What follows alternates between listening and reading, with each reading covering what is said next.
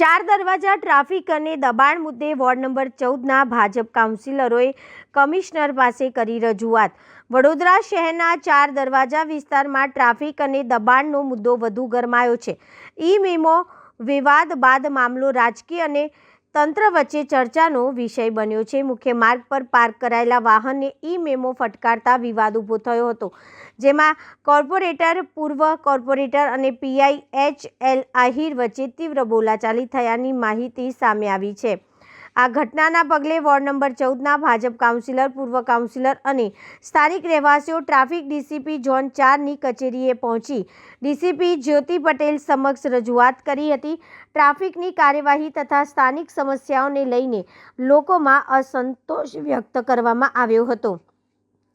ચાર દરવાજા વિસ્તારમાં લાંબા સમયથી ગેરકાયદેસર દબાણની સમસ્યા યથાવત હોવાનું પણ રજૂઆતમાં જણાવતા સ્થાનિકોનો આક્ષેપ છે કે તંત્ર દ્વારા દબાણ હટાવવાની કાર્યવાહી થયા બાદ થોડા સમયમાં ફરીથી દબાણ ઊભું થઈ જાય છે, જેના કારણે ટ્રાફિક વ્યવસ્થામાં અડચણો ઊભી થાય છે।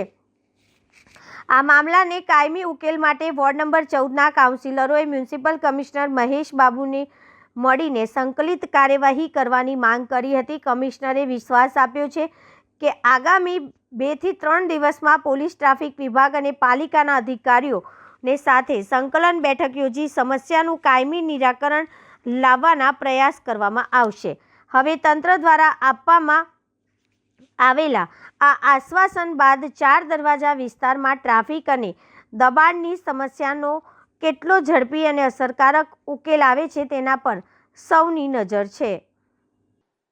હા, તમામ નાગરિકોની રજૂઆતો છે એ સાંભળવામાં આવેલ છે, લોકપ્રતિનિધિની રજૂઆતો પણ સાંભળવામાં આવેલી છે।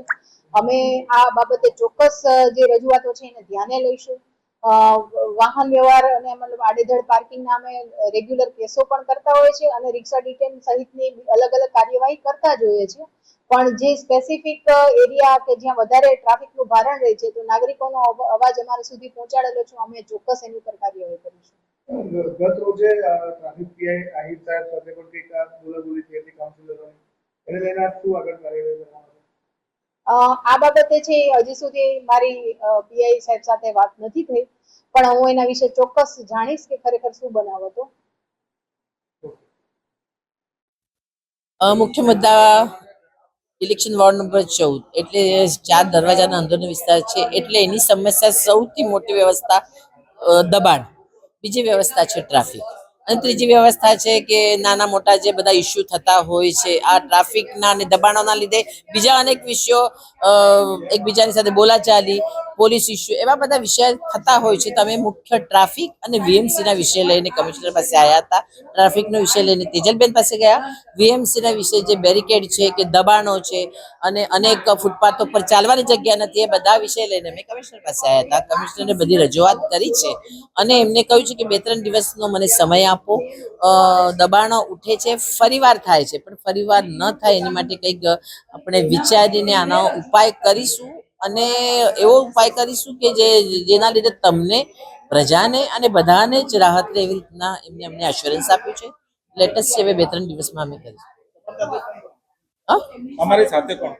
મારી સાથે મારા 3 સાથી કાઉન્સિલર હરીશભાઈ છે, જેલમબેન છે, પૂર્વ કાઉન્સિલર મિનેશભાઈ છે, વિજયભાઈ છે, પ્રમુખ ચેતનભાઈ, કદમભાઈ, બધા જ સંગઠન અને ચૂંટાયેલી ભાગ બધા જ આવે છે।